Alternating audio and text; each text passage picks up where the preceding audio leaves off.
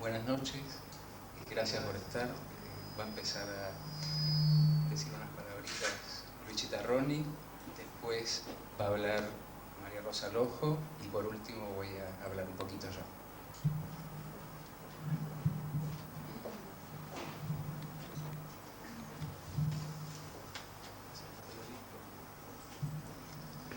Buenas noches. Yo no voy a hablar, voy a leer un texto sobre el libro, sobre Camino a Damasco.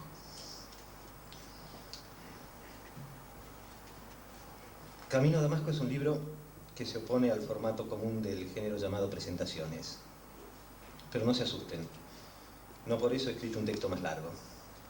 Es un libro sobre el que resulta difícil discurrir, no porque aspire al laconismo ni porque corteje la sequedad, sino sencillamente porque está regido por poderes elusivos, por una curiosa o paradojal economía. Hay desde el comienzo, como en el arco que observó Da Vinci, un concurso de debilidades que se convierten en una fuerza. La debilidad de contar el acontecimiento y la debilidad de expresar la emoción. Para hacer extrema esta analogía dudosa, seguiremos adelante. Aparece entonces algo que llamo, con ligereza que sabrán perdonar, una voluptuosa sobriedad. Una sobriedad consagrada a decir con exactitud y belleza, no a exagerar. Un tratamiento de la emoción y la palabra que busca la correspondencia y la reciprocidad, que nunca condesciende al énfasis, que nos ofrece un gran regocijo sensual e intelectual. Y que produce, sobria, voluptuosamente, el efecto contrario de esa transformación que Cecil Day-Lewis o Stephen Spender describe en los dos movimientos de su espléndido poema. Durante toda la noche, Lauriga contempla extasiado la escritura de su destino en el cielo. Un alfabeto descifrable que es, además, de una arrebatadora perfección. Cuando amanece, primero con ojos anhelantes y luego decepcionados, asiste a la resistida conclusión. La aurora hace que el dibujo se desvanezca en una frívola pantomima. Gran parte de la sabiduría de Camino a Damasco, que es mucha, muchísima, puede encontrarse en un enunciado común a otros libros de poesía. No voy a renunciar a contar lo que me pasa. Inmediata e indirectamente el enunciado procrea dos salvedades. Y estas sí procuran singularidad al libro. A menos que sea tan distinto que deba explicarlo. Y B, a menos que sea tan obvio que la cultura no pueda asistirme. De tal consideración o hipótesis biográfica, podemos saltar al resultado, que es absolutamente literario, poético, porque hay una irresistible coincidencia de lo lírico y lo épico en esta serie de poemas. Abusemos un poco. En la novela, el héroe puede nacer a tiempo y hasta con un vaticinio pegado a la cabeza, como David Copperfield. O puede nacer muchas páginas después, con una memoria anterior a su nacimiento y no demasiado ajena, como Tristram Shandy. En la poesía moderna, y vamos a tomar como canon un poema caro al interés de Ingber, To Waste Land, el héroe puede nacer solo a partir de dualidades como las que soñamos antes, de sistemas de mutua anulación que implican, como Eliot bien sabía, restos y continuidades, gran despersonalización para llegar a lo personal. El yo lírico que inventó el siglo XX es el único que puede concluir como Borges o Pessoa una carta de amor en tránsito a Ofelia o un contracanto a Elena Luz, diciendo inexistente pero tuyo, o fielmente irreal. El gran enigma de esta Navidad, se quejaba con justicia una novelista católica, ha sido su protagonista. El gran enigma de la poesía contemporánea es el héroe. Creo que Pablo Ingber ha logrado en Camino a Damasco dos proezas que la poesía tenga un héroe y que el héroe no sea el yo. Escribo esto con una gran admiración por el autor, a la que se suma ahora la amistad. La amistad tardó en establecerse, pero creo que en estos casos la lentitud vale la pena. Hace algunos años nos podríamos haber odiado decentemente, tal como lo exigen estos espacios con poca planicie y mucha arista. De aquella época guardo un trofeo, un ejemplar del libro de Pablo anterior a este, con una dedicatoria retobada, que bien habría podido firmar Pablo Iceberg. Pero lo anecdótico no importa demasiado, sí la experiencia. Y mi experiencia de lector le debe a Pablo algo que la amistad, por palabrera y muda, disimula o calla siempre: gratitud. Eso es todo.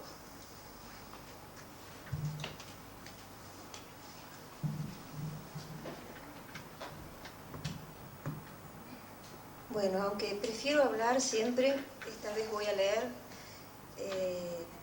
porque creo que es un libro que, como toda buena poesía, resulta muy difícil de aprender y de circunscribir. Entonces me vi casi obligada a escribir unas palabras sobre él.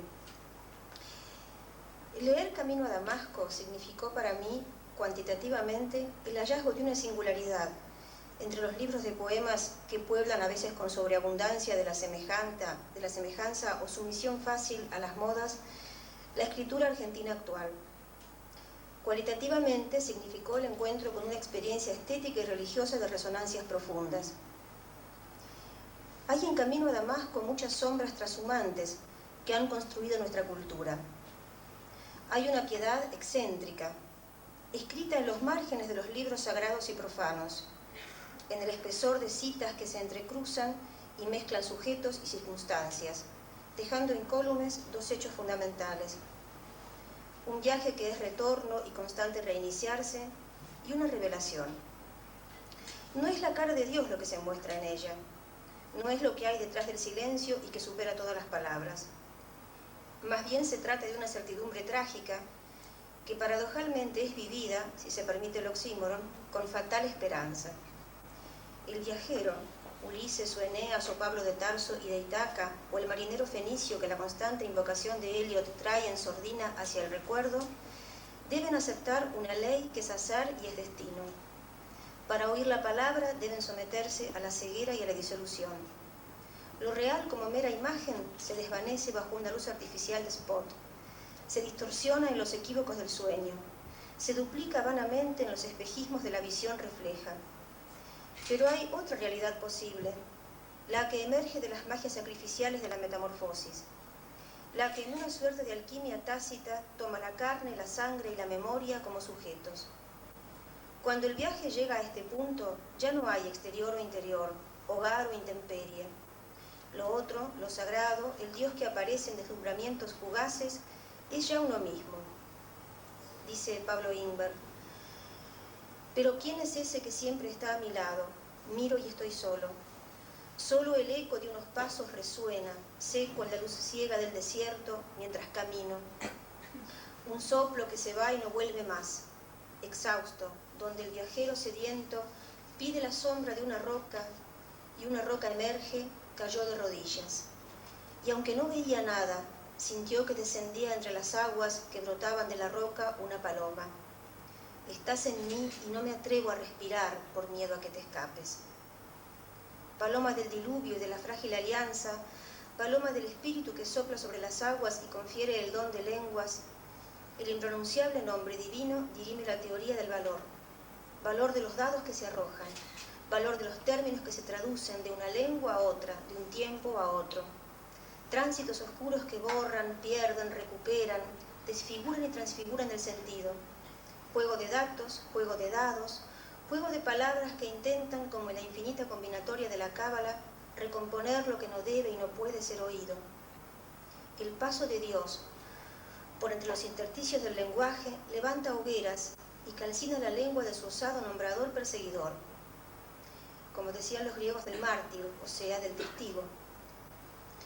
De todas maneras no podremos evitarlo, de todas maneras el viaje nos destruirá.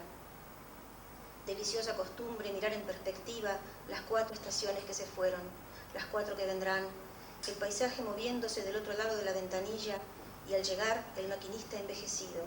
y una botella vacía para ver a través cómo su cara se deforma. Circe urdió nuestros destinos con cenizas, y Penélope, la meta siempre en fuga, es un precio demasiado alto.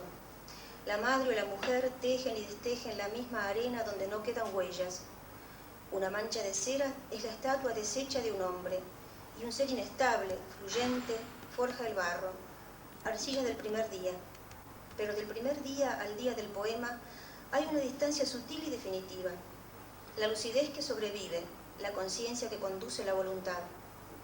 Quedó una mancha en la que él se recordaba, y él quiso cubrir aquel vacío, y como un cántaro virgen comenzó a derramarse poco a poco, más allá de la sombra, donde antes que la tierra lo tragara, al sol se haría nube y con su fuego el barro fraguaría. Este viaje por los libros y por la historia transcurre como un sueño que produce graves hechos reales, y el sueño es una forma vigilante del reconocimiento. Anagnórisis se llama precisamente uno de los que creo más hermosos poemas del libro. Al despertar aguarda un techo que pende, la amenaza de la madrugada, los límites, el lado de acá, el cuerpo filtro que nada retiene y en la nada permanece. La confesión final parece desligarse de la epopeya, dejar el inmensurable espacio abierto donde la paloma descendió y volver a la circunscripción asfixiante. Y el techo, pendiendo ante los ojos, desdibujado por la sombra tenue y amenazante de la madrugada. ¿Tedio? ¿No le darías ese nombre cuando acecha en silencio desde arriba, dispuesto al eco, a repetir incluso hasta el más ínfimo quejido, sí, pero no más, como única respuesta? Y sin embargo respiré. Nuevamente la vida irremediable con su sentencia de desamparo. Se diluye el diálogo entablado en el mar o en Damasco. No se oye la voz de lo innombrable, sino apenas el eco del propio lamento. Un golpe de dados no abolirá el azar. Sol constantemente efímero en un punto errátil del planeta, como la cara del Dios que ama ocultarse y cuyo abandono es dolor y es misterio. Gracias.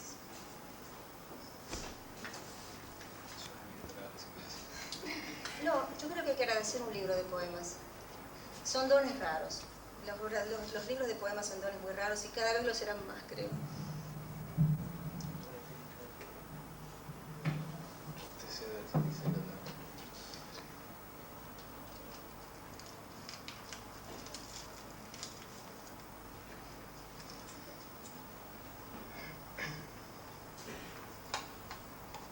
Bueno, yo también podía seguir con las consabidas disculpas por leer y no hablar. Hubiera preferido hablar, pero qué nervios, ¿no? Entonces, para evitar divagaciones, tratando de articular una frase, preferí poner por escrito lo que quería decir hasta en sus más ínfimos detalles. Por ejemplo, el título dice Biografía parcial del libro. Incluye lectura de 3 poemas, duración aproximada 20 minutos. Así que falta poco. Desde que empecé a escribir y leer poesía con cierta regularidad, allá por el año 81, y sobre todo desde que empecé a compaginar mi primer libro, Aquellos pescados de juventud, como dijera Nicanor Parra, me interesó el plus que agregaba a los poemas el hecho de que hubiera por encima de la colección un recorrido de conjunto, un libro. Siempre relacioné esta posibilidad, esta otra dimensión, con la novela y con el teatro. Más tarde encontraría lo mismo en la epopeya. No pretendo dar cuenta ahora de esas asociaciones, solo contar que me llevó sucesiva y paralelamente a centrar mi atención en 2 libros, El golpe de dados y La tierra baldía. Mi libro anterior, Faloria Bifronte, estaba más cerca de Mallarmé y del teatro, utilizando la hoja como escenario y las tipografías para diferenciar personajes. Camino a Damasco está más cerca de la novela y de la epopeya, donde me gusta incluir a La tierra baldía. Mallarmé me llevaba a un encierro y una contención cada vez mayores. La épica, la novela, lo que cierto Eliot tomó de cierto Laforgue, me liberaban hacia una posible continuidad, una síntesis de lo dramático en un marco vagamente narrativo, escenas y climas evanescentes. Quizás no sea casual, se me ocurre, que El golpe de dados haya sido el último libro de Mallarmé y La tierra baldía uno de los primeros de Eliot. Ese fue el contexto del nuevo libro. Dos grandes líneas de fuerza fueron entrecruzándose en él. Para la primera, podría postular estos títulos: Ilusoriedad de la comunicación y realidad de la realidad, desierto de los objetos. De este caldo de cultivo surgió ya el primer poema que escribí de entre los que integran el libro, Paraísos Artificiales, una resignificación del título de Baudelaire. Él se refería a la droga, yo a las videocaseteras, multiprocesadoras, microondas, pantallas, celofán, desierto de objetos que sostienen y envuelven nuestro paraíso cotidiano. Ese llegó a ser incluso el título que tuvo el primer intento de agrupación de algunos de los poemas que luego formarían Camino a Damasco. Más allá de los objetos y más cerca de la irrealidad y la ilusoriedad de la comunicación, tiempo después del primer poema sentí que había encontrado el tono del libro que quería escribir con este otro que voy a leer ahora y que se llama Anagnórisis.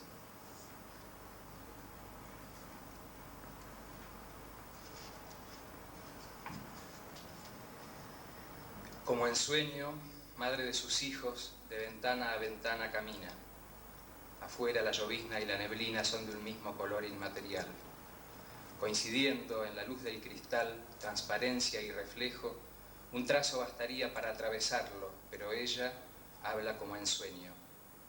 Qué color el del aire que atraviesa mi voz. Conjugar, dice, el sueño.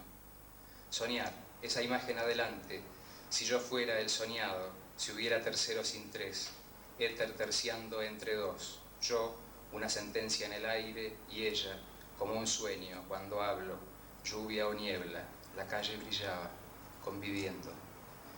Dos cuerpos no podrían ocupar el mismo espacio, pero dos palabras pueden ocupar el mismo aire, fundirse, rodear dos cuerpos con el mismo aire, y siempre habrá dos sueños. Entre tanto, ella, en mi sueño, quiere decirme somos uno. ¿Qué diría en el suyo si tuviera la palabra? Nunca supe quién hablaba, madre o mujer, alfombra, falda del reposo. Era yo quien caminaba de rodillas por la alfombra de diamantes. ¿No ves el placer de mis lágrimas, la lluvia y el sopor de la niebla?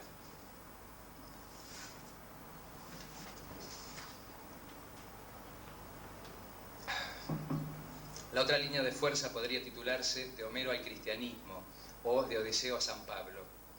Cansado de saltar de Joyce a Quevedo, de Dostoyevsky a Dante, de Juan L. Ortiz a Catulo, decidí remitirme a los orígenes, lo cual, literariamente hablando, quería decir Grecia y Roma. Empezar a estudiar griego sobre la base de los textos significó para mí un ensanchamiento de la mirada. Aquiles no tenía videocasetera, pero tenía el mismo problema que nosotros, la muerte y la imposibilidad de una respuesta. Nunca se me borra de la mente aquel pasaje de la Ilíada en que un troyano desarmado se abraza a las rodillas de Aquiles pidiéndole que le perdone la vida. Su respuesta es la siguiente, omito la primera parte. ¿Por qué te lamentas de este modo? Murió Patroclo que tanto te aventajaba. ¿No ves cuán gallardo y alto de cuerpo soy yo, a quien engendró un padre ilustre y dio a luz una diosa? Pues también me aguardan la muerte y la parca cruel. Vendrá una mañana, una tarde o un mediodía en que alguien me quitará la vida en el combate, hiriéndome con la lanza o con una flecha despedida por el arco. Acto seguido, le incrusta la espada a través de la clavícula.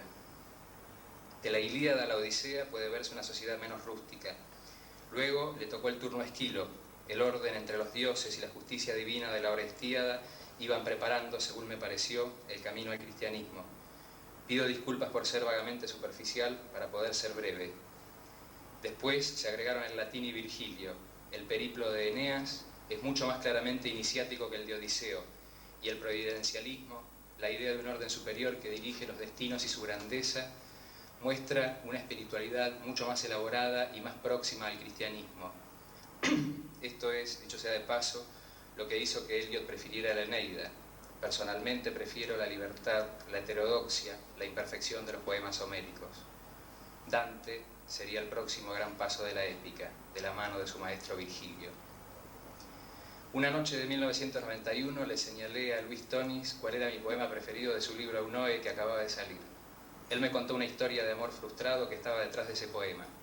Me sentí invitado a retrucarle con una historia mía, llena de cruces homéricos. Me dijo que tenía que escribir un poema con eso. Le contesté que lo deseaba fervientemente desde que había sucedido. pero que todavía no daba con las astas del toro. Por esa época había estado leyendo en griego la incursión de Odiseo al Hades. En el colectivo a casa empezó a aparecérseme el poema y lo escribí ni bien llegué. Uno de los momentos más maravillosos de mi vida. Parecía que era la de los nibios brazos, me ponía los versos en la mente.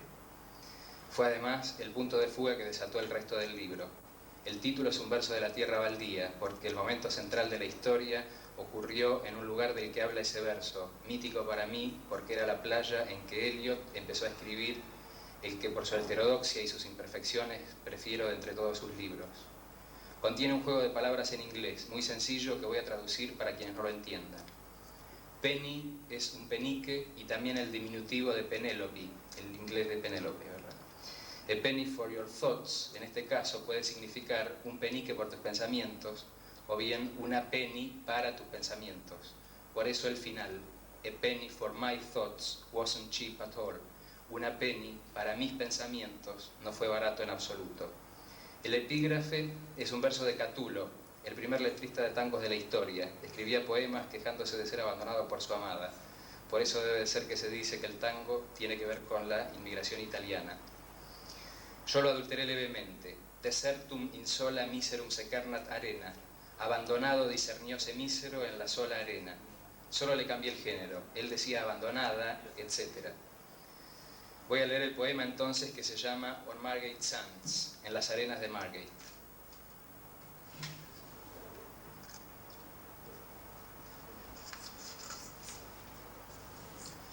Nunca había entrado al cementerio de mi pueblo. Una pared blanca en el confín del caserío y más allá, un presentimiento indescriptible en donde nace el Aqueronte. Volver a lo que fuimos, otra forma de destierro de la que volveremos raramente como fuimos.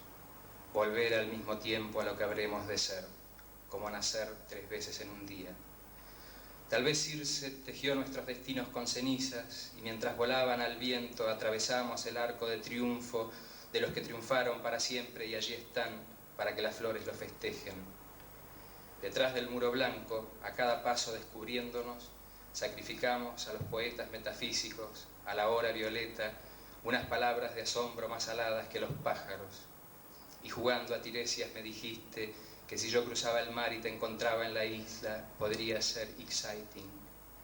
Ítaca es el lugar al que todos quisiéramos volver para ver finalmente que después de 20 años ya no somos los mismos.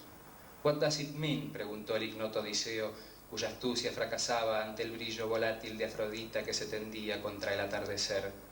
«Literalmente excitante. No confíes en la traducción», dijo el augur cuando izabas las velas para enfrentar el horizonte. A quien ha sido engendrado en la llanura se le escurre el pensamiento entre los pelos como viento por sobre las espigas, siempre paralelo a la tierra. La proa, escribió, apunta hacia Ítaca, pero el viento no es aún favorable. Tierra, una ignota campiña donde encontrarse con el sueño y una túnica blanca que te trae a la vigilia. Tierra, tierra, Rodrigo de Triana decía cuando en el confín del sueño apareciste. Después de haber andado tantas tierras, eras la arena aún tibia de la playa cuando el sol nos abandona y el frío comienza a amenazarnos. Exhausto, recostóse Odiseo en el sueño de la realidad y empezó a escuchar palabras alejadas de su boca ya por el cansancio.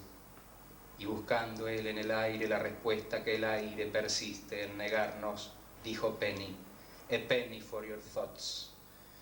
Y las palabras aquellas se mezclaban con el chillido de las gaviotas y en adagio ascendían con los ecos del órgano hacia la cúpula de la catedral de Canterbury y resonaban tenuemente en los vitrales adormecidos por la noche que caía, y no podía levantarme y al salir quise abrazarla 3 veces y otras tantas se esfumó como la sombra de mi madre diciéndome en las puertas de la tumba: esta es la ley de los mortales mientras viven. Se abrazan a un sueño creyendo que es su esposa y no pueden reconocerlo al despertarse. En un grano de arena puede haber una montaña y en un puñado de montañas una Ítaca. Sin embargo, si crees ignoto haber llegado, vuelve a tu tierra y a la casa de tu madre y comienza a remar, mientras ella desteje la arena en que creíste, nacer 3 veces a un tiempo. Proverbios. Se te adhieren a la suela como aquellas arenas de Margate donde dejamos nuestras huellas que una ola implacable habrá borrado mientras nos íbamos abandonando a cada paso unos granos de la arena que supimos conseguir. A penny for my thoughts, después de todo, wasn't cheap at all. Bravo.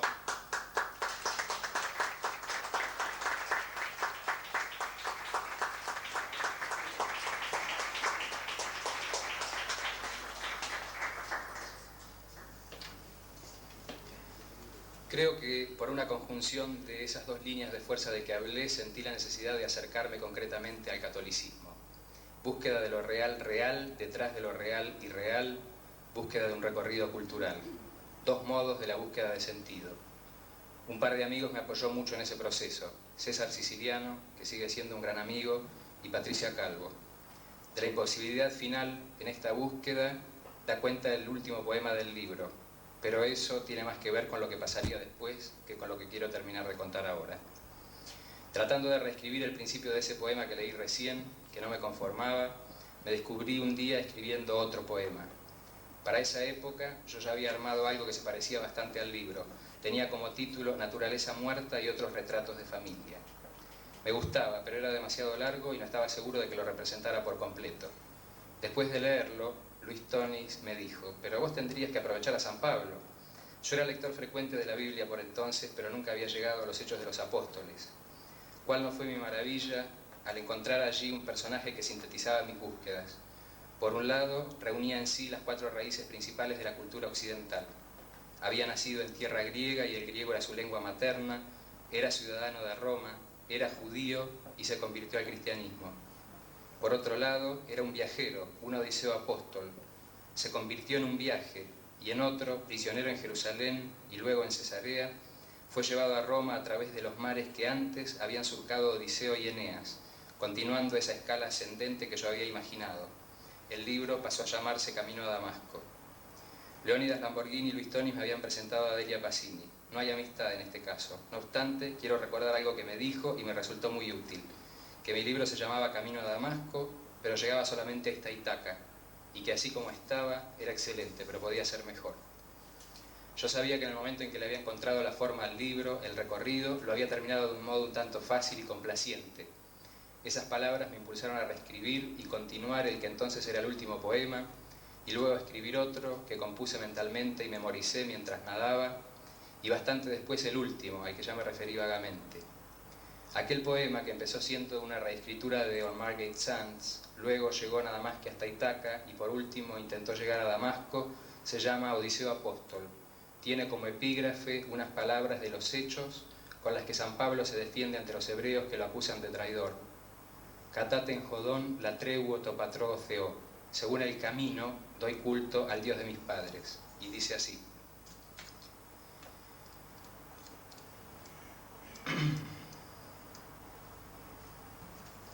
Tal vez sea eso lo que Abraham interpretó cuando una voz le dijo que volviera. En el confín del caserío, una pared blanca, despojada de palabras. Más allá, una sombra que no te atreverías a pensar, poblada de cruces, o dando un rodeo, el canal a donde íbamos, víctimas sacrificiales del ocio, al acecho de los patos. Volver a la caza de tu padre. Imagina una cruz de 3 segmentos en la horqueta de la onda, lo que fue, lo que es, lo que será disparado con la piedra, y el sacrificio de la víctima, para que algo se haga luz entre las sombras.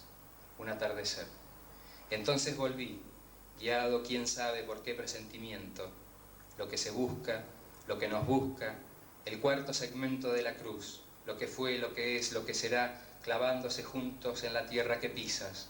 Todo es siempre ahora, lo que recuerdo y lo que espero, concentrado en el punto donde nuestros pasos se cruzan entre cruces, un lugar donde volver a nacer en el instante de perpetuo nacimiento, la nave rumbo a Itaca.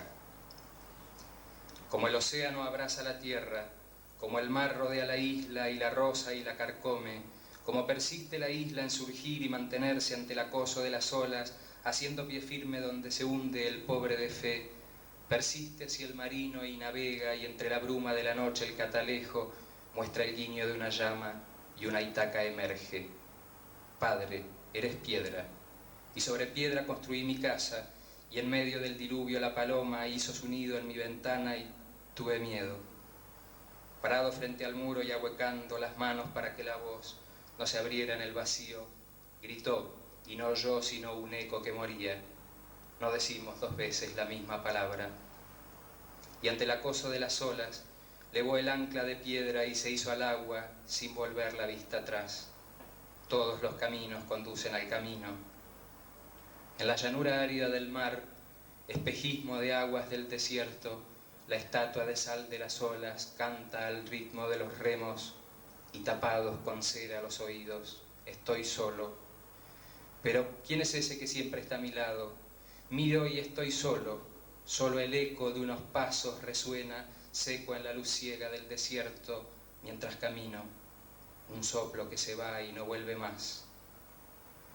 Exhausto, donde el viajero sediento pide la sombra de una roca y una roca emerge, cayó de rodillas, y aunque no veía nada, sintió que descendía entre las aguas que brotaban de la roca una paloma. Estás en mí y no me atrevo a respirar por miedo a que te escapes. Yo ya le había llevado el libro a Luigi Tarroni en Sudamericana. Antes no lo había visto más que un par de veces en mi vida, a él no al libro. Él me recibió con palabras que me recordaron a las que Dante se encontró en las puertas del infierno. Abandonad toda esperanza, vosotros los que entráis. 15 días después me daba una lectura mostrándome un don que a lo largo de los más de 3 años de espera tuve varias oportunidades de volver a observar como para que fuera casualidad. Describir en pocas palabras sencillas y precisas lo más característico de una obra. De todos modos, renovó su intento de disuasión con el argumento infernal de la ansiedad y ante su fracaso me invitó a soportar el argumento purgatorial de la espera. Si algo debo agradecer a esa espera, además de que me permitió seguir corrigiendo y ensanchando el libro, es el haberlo frecuentado de tanto en tanto. Quisiera agradecerle a Editorial Sudamericana por haber publicado finalmente mi libro. Para un poeta es una experiencia que tiene algo de onírico, gente que se ocupa de todo lo que en general uno hace poco, mal, sin ganas o simplemente deja de hacer. Muchas gracias a todos ellos y ellas, porque en general son todas ellas. Quiero agradecerle a mi amiga Karina León, que me ayudó con la versión hebrea original del epígrafe. El hebreo es la única lengua de las que aparecen en el libro que todavía no llegué a conocer más allá del alfabeto y algunas palabras sueltas. Sin embargo, me pareció que tenía que ver con el libro seguir el recorrido de ese fragmento de versículo, desde el hebreo al griego, al latín y al castellano. Gracias a Silvia Choza, que me facilitó la versión griega llamada de los 70, los judíos de Alejandría. Gracias a mi amigo Dante Poleto, que me ayudó a pensar la tapa. Muchísimas gracias a María Rosa Lojo, la presencia femenina de este lado de la mesa, por haber participado. Gracias a Néstor Sánchez, de quien aprendí a buscar diamantes en los basurales. A Jorge Smerling, que también tuvo algo que ver con el libro. Muchísimas gracias a Lisi, que me ha brindado este lugar tan importante para la presentación. Al Fondo Nacional de las Artes, que financió la edición. Infinitas gracias a todos ustedes por haber venido y, como si esa fuera poco, haberse quedado. Y gracias a mi hermana, autora de algunas cosas dulces que van a poder probar ahora para sacionar el tedio característico de las presentaciones.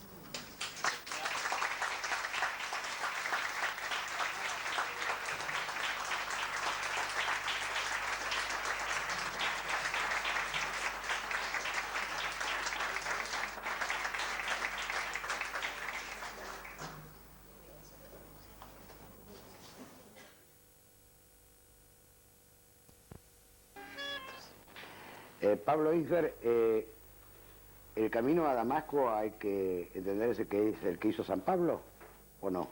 Bueno, sí, de algún modo, el título está tomado de ahí, sin duda. Sí. ¿Por qué se llama Camino a Damasco? Son poesías, por empezar. Sí.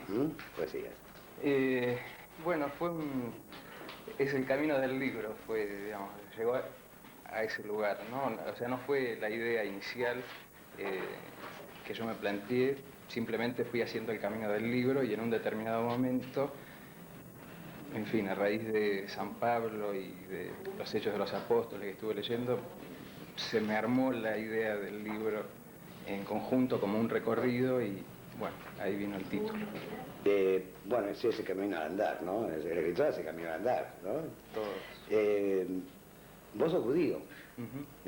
y te inspiró, ya vos, Es que San Pablo era San Pablo judío. era judío, bueno, y Jesucristo también era judío, así que, pero vamos, es interesante el dato, ¿verdad? Es que no, la figura de San Pablo me interesó particularmente y eso tenía mucho que ver con el recorrido del libro justamente, en el sentido de que él reunía las cuatro raíces principales de la cultura occidental, es decir, era judío, había nacido en tierra griega, en Asia Menor, ¿no? Tarso queda en Asia Menor, en esa época era zona griega, el griego era su lengua materna, además era ciudadano de Roma y se convirtió al cristianismo.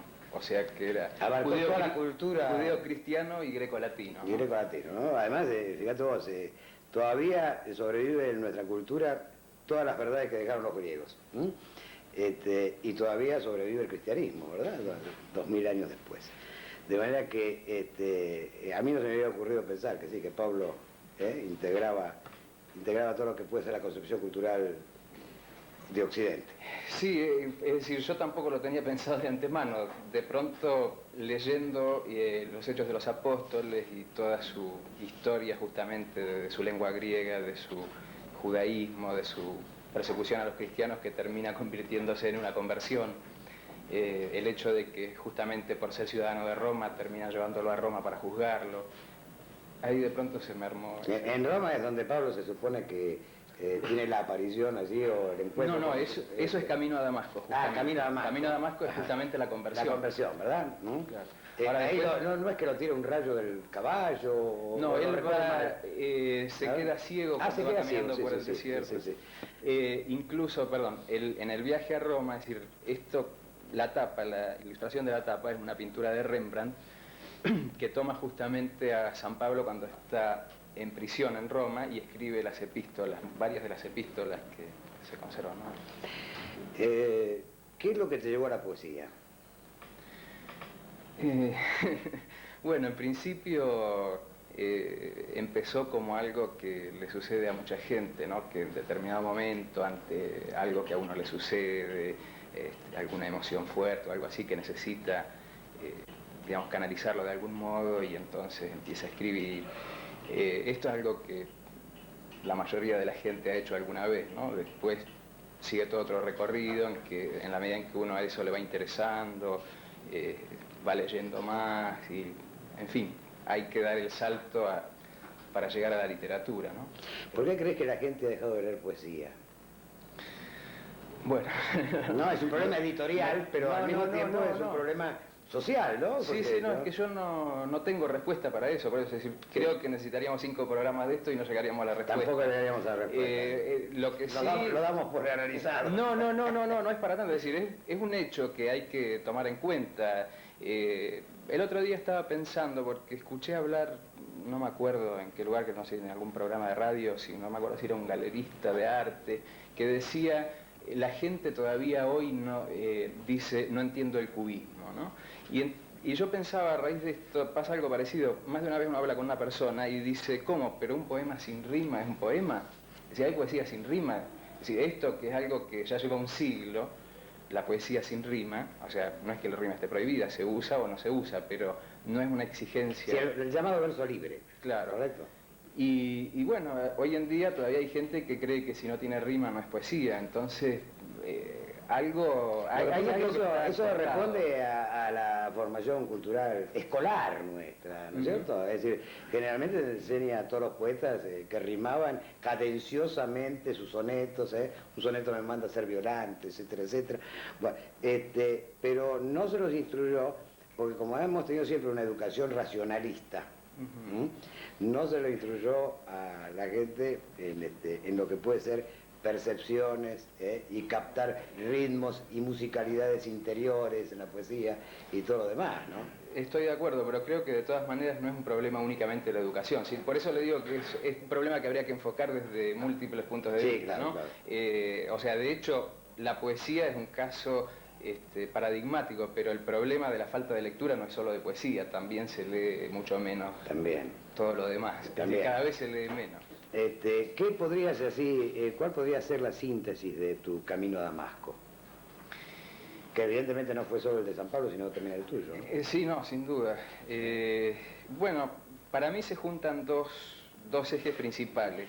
Uno, que los dos están también sintetizados en San Pablo, ¿no? Uno es el que dije antes, el tema de las 4 raíces fundamentales de la cultura occidental, de la que formamos parte. Y por otro lado, una búsqueda religiosa, digamos, también personal, ¿no? Es decir, las dos cosas se dan en San Pablo. ¿Cuál es tu búsqueda religiosa? Es decir, esto puede ir desde buscar una ubicación en el universo religioso hasta tener nostalgias de Dios, hasta... Es decir, tiene muchos matices, ¿no? ¿Sos un practicante de tu religión, por ejemplo? No, nunca tuve educación religiosa, incluso, y no tuve tampoco ninguna práctica. Justamente en un determinado momento, a partir de una serie de reflexiones y estados de ánimo, o sea, yo sinceramente creo que en este sentido no, digamos, lo emotivo y lo racional no pueden separarse.